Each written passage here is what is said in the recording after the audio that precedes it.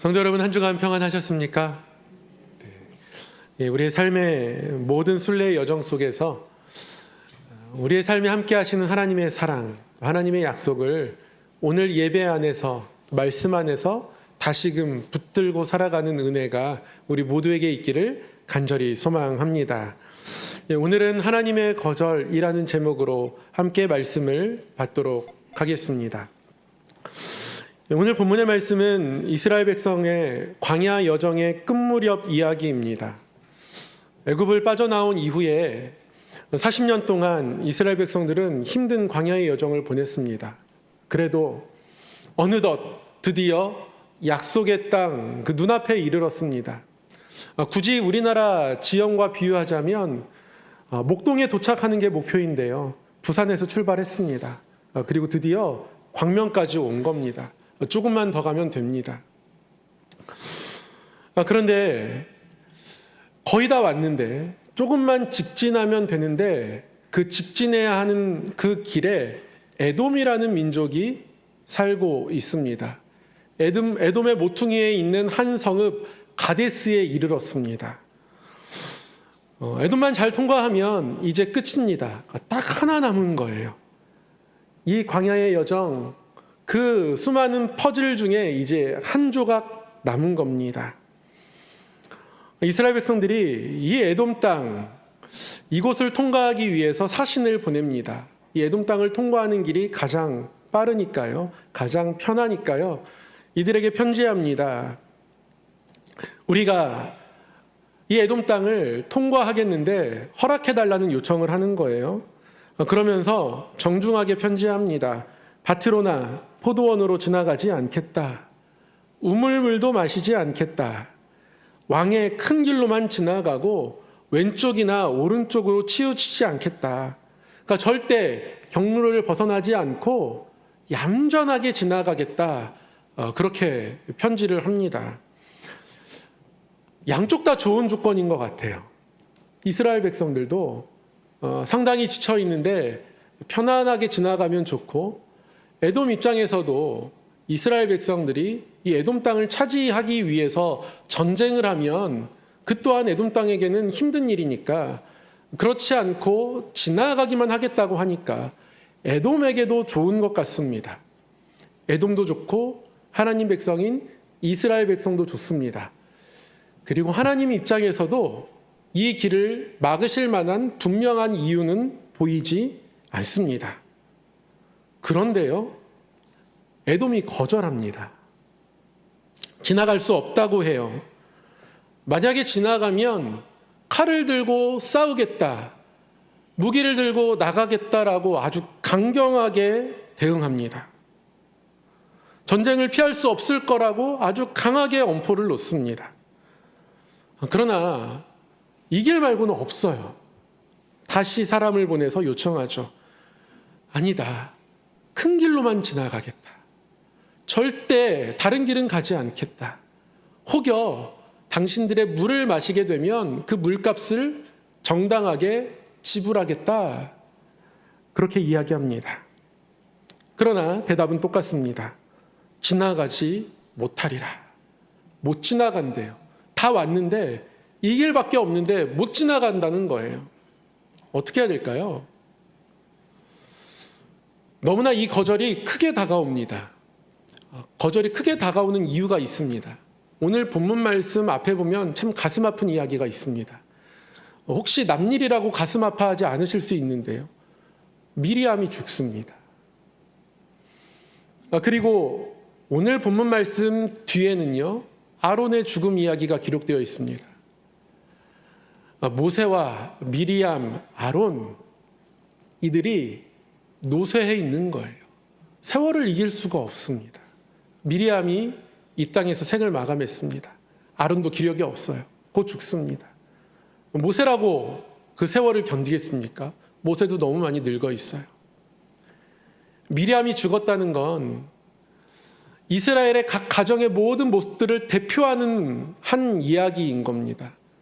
바꿔 말하면 이스라엘 광야 여정을 걸었던 모든 집안의 한두 명 어르신들은 다 세상을 떠난 거예요. 이제 모세마저 죽으면 어떻게 합니까?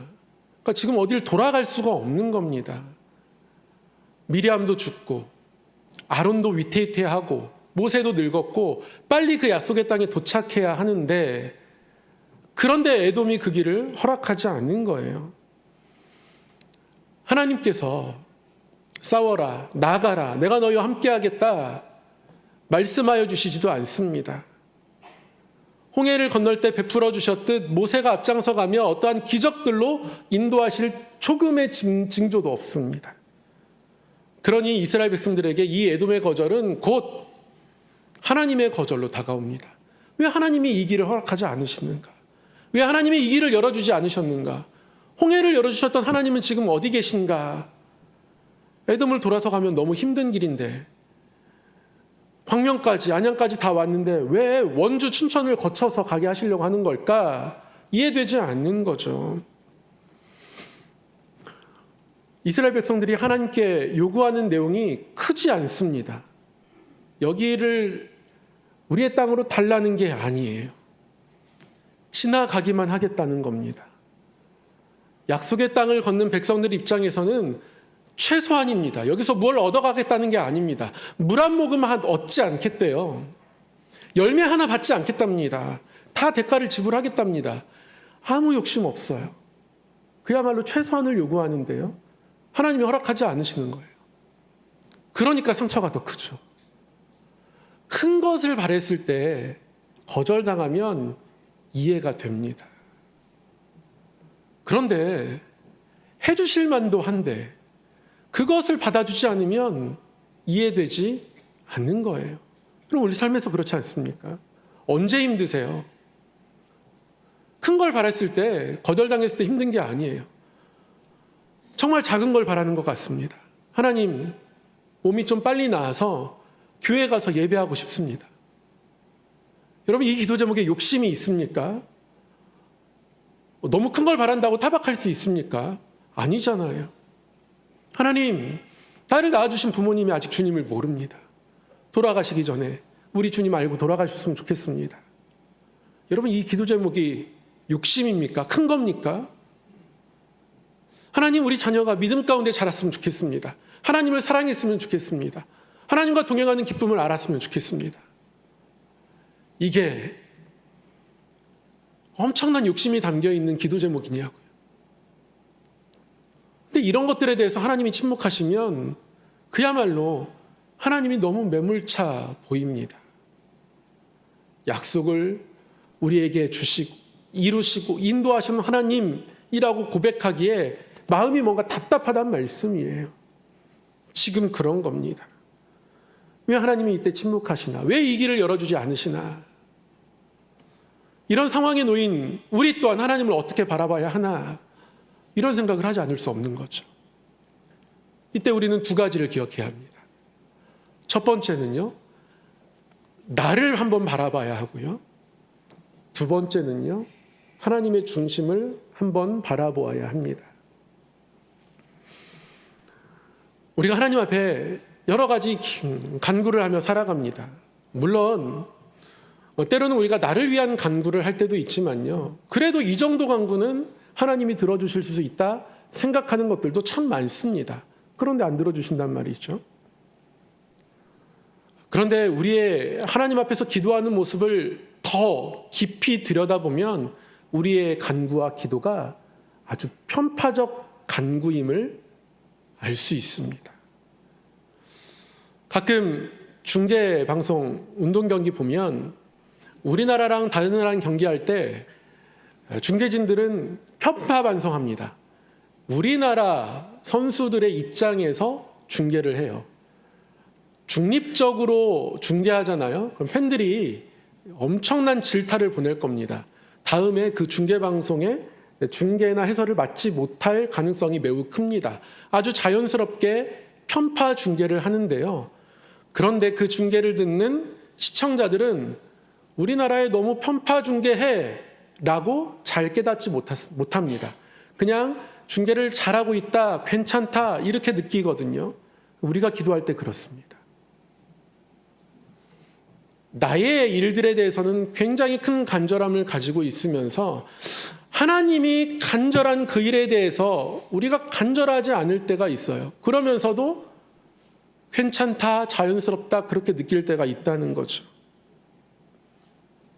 나의 삶의 일들에 대해서 하나님께 간절히 기도하는데요. 하나님, 우리 성암교회 새벽재단을 지킬 수 있는 기도자들이 필요합니다. 이렇게 간절하게 기도하지 않아요.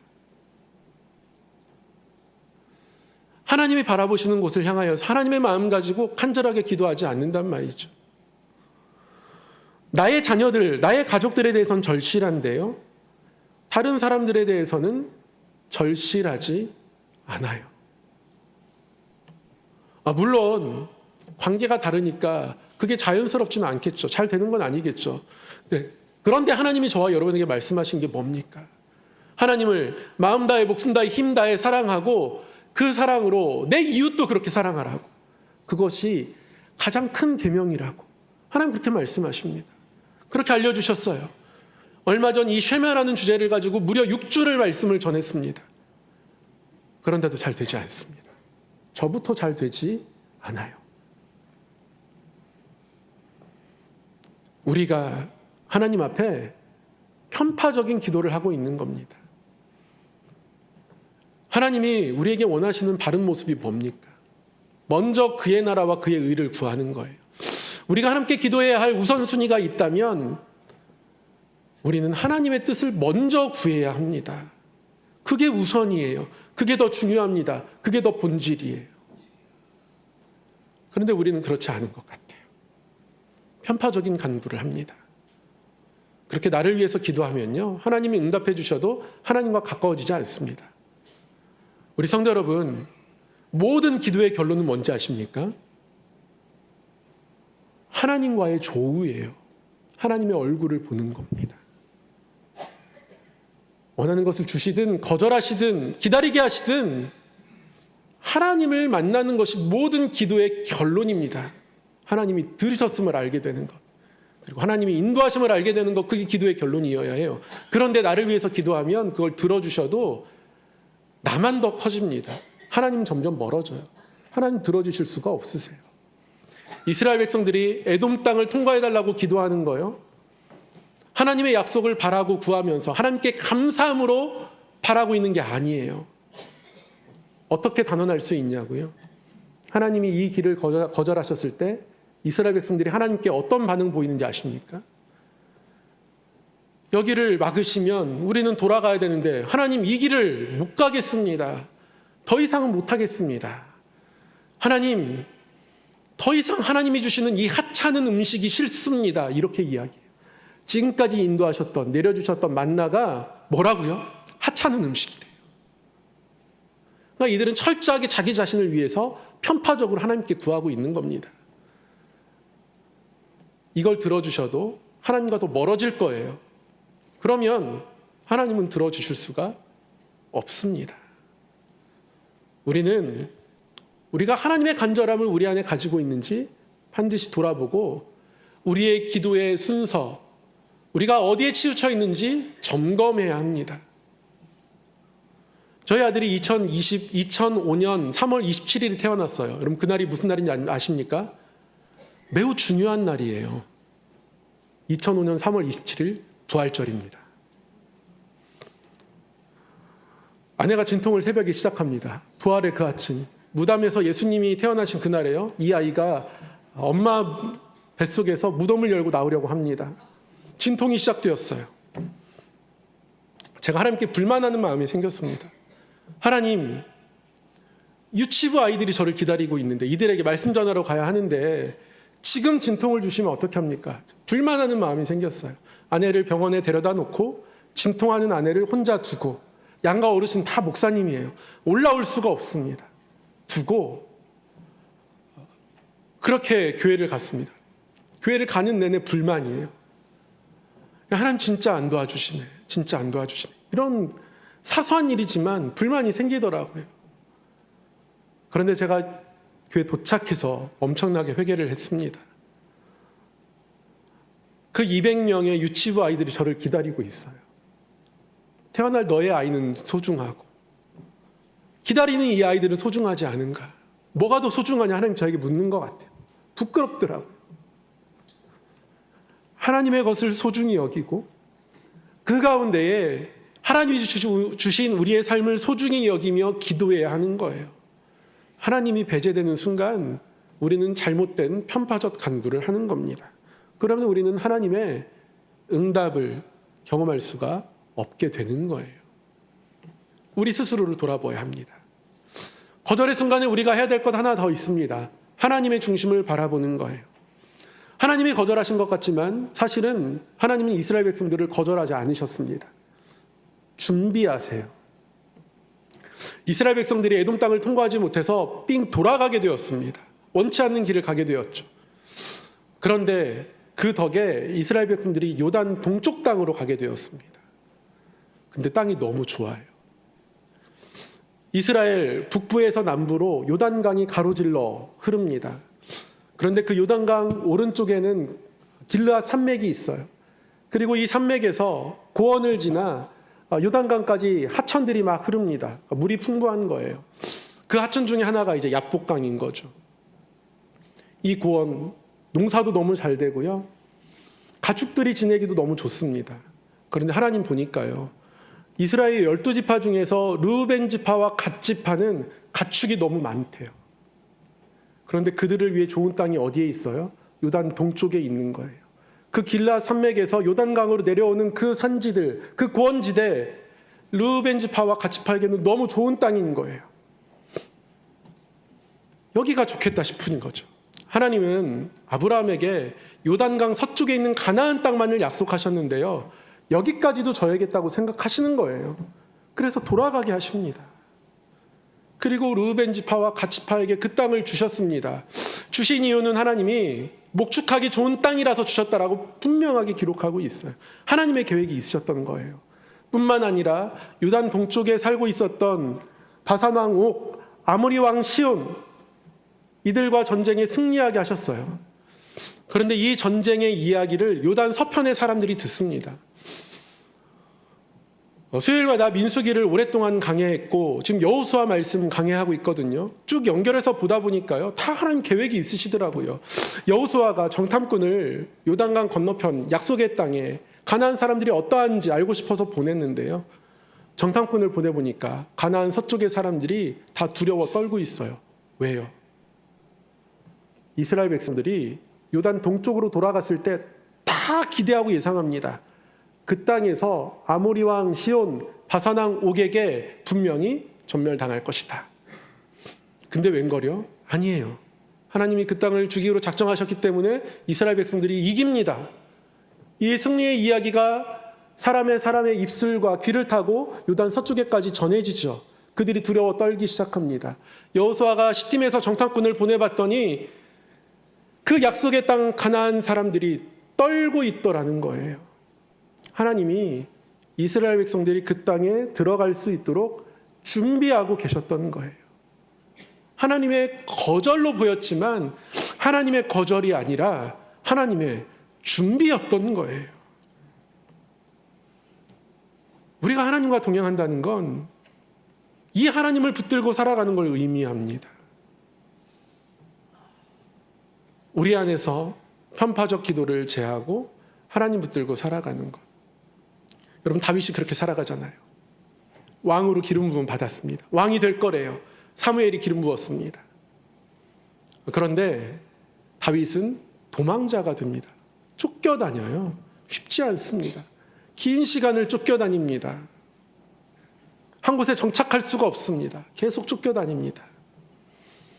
근데 이 시간이 헛된 시간이 아니었어요. 약속을 이루시는 하나님의 인도하심이 있는 시간이었어요. 어찌 이 길이 쉬웠겠습니까? 도망자가 어떻게 편하게 살 수 있습니까? 그런데도 다윗은 하나님을 어떻게 고백해요? 여호와는 나의 목자시니 내게 부족함이 없으리로다.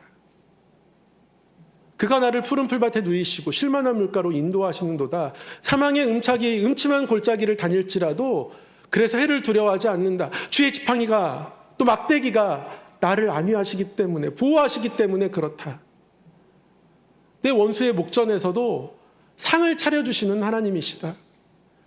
내 머리에 기름을 부으셨기 때문에 내 잔은 언제나 넘친다. 그 선하심과 인자하심이 평생이 나와 함께 할 것이다. 이게 다윗의 고백이었어요. 평안해서 그렇게 고백한 게 아닙니다. 어려운데 고백하는 거예요.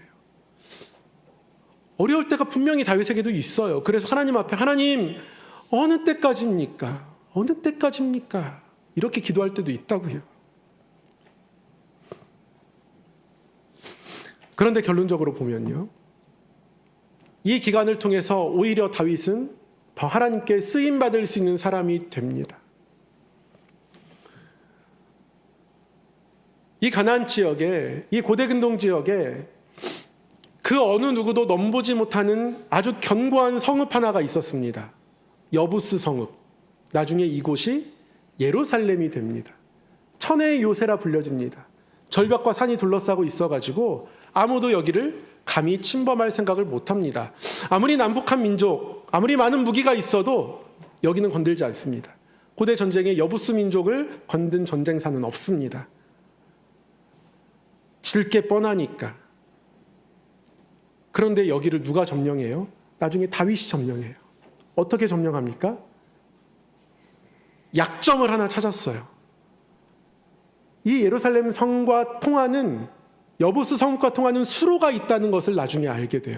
그래서 그 수로를 타고 올라가서 그 성읍을 점령하게 되죠. 어떻게 알았을까요? 그 지형을. 도망다니면서, 다윗이 도망다닌 위치를 점으로 찍어보면 예루살렘 주변을 계속 맴돕니다.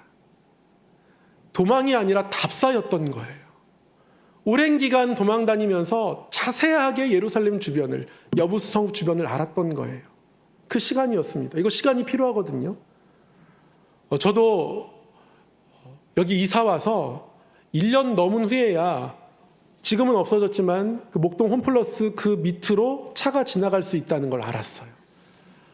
그전까지는 삥 돌아다녔거든요. 거기에 길이 있는 걸 1년이 지나서 알았어요. 2년 지나고 나니까 이제 좀 알겠습니다. 아, 어쩔 때는 내비의 인도를 따라가는 것보다 목동 1단지, 2단지 사이길로 가는 게 빠르구나. 지금은 알아요. 근데 그 길 아는데도 2년 이렇게 걸리더라고요. 하나님이 10년의 시간 헛되지 않게 하셨어요. 예루살렘 주변을 자세히 알게 해주셨습니다. 하나님이 예루살렘을 중심으로 해서 다윗의 왕국을 주시려고, 약속한 대로 이루시려고 준비시키는 기간이셨던 거예요. 그걸 바라보고 다윗은 살아갔던 거죠. 그게 우리의 믿음이어야 합니다. 지지난주에 태국 치앙마이의 한 선교지에서 선교사님께 연락이 왔습니다. 사진과 함께. 맥케인이라는 선교사님이 세운 납병 환자 병원이 태국 치앙마이에 있는데요. 수해를 입어가지고 병원이 다 물에 잠긴 거예요. 도와달라고 요청해 오셨어요. 마침 전기 당해가 잡혀 있어가지고요. 장로님과 상의해가지고 소정의 금액을 복구할 수 있도록 보내는 것으로 결의했습니다. 아마 이제 오늘 지출이 될 것 같은데요. 참 대단하다고 느끼는 건 선교사님께 통화예요. 제가 이렇게 진행될 거라고 이렇게 메일을 드렸더니 전화가 오셨어요. 힘드셔서 어떻게 하냐고 그랬더니, 힘들어하는 억양은 너무 분명한데요. 그래도 늘 하나님이 하실 일이 있는 것 같다. 이렇게 대답하시더라고요. 야, 선교사님은 선교사님이다. 이런 생각하면서 우리의 삶을 돌아보게 되더라고요. 조금만 거절을 겪어도 불평하고 때로는 넘어지고 실망하고 절망하는 연약한 믿음을 돌아보면서 하나님의 거절 앞에서 진짜 우리가 걸어가야 할 길이 무엇인지 다시금 오늘 말씀을 통해 깨닫게 됩니다. 사랑하는 성도 여러분, 때로는 우리가 하나님의 거절을 경험하는 것 같습니다. 왜 거절하시는지조차 이해되지 않을 때 있어요.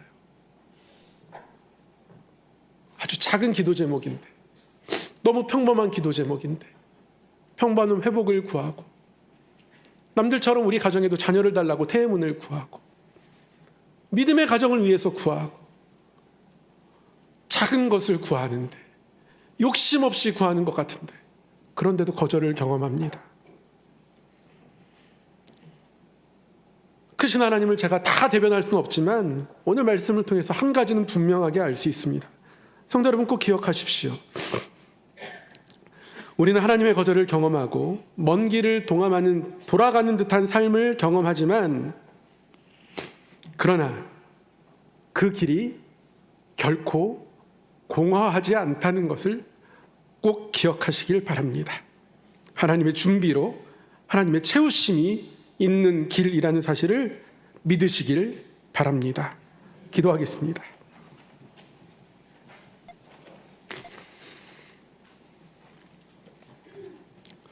사랑의 하나님 아버지, 때로는 거절하시는 하나님 앞에서 우리의 믿음이 흔들릴 때가 있습니다. 그러나 십자가를 바라봅니다.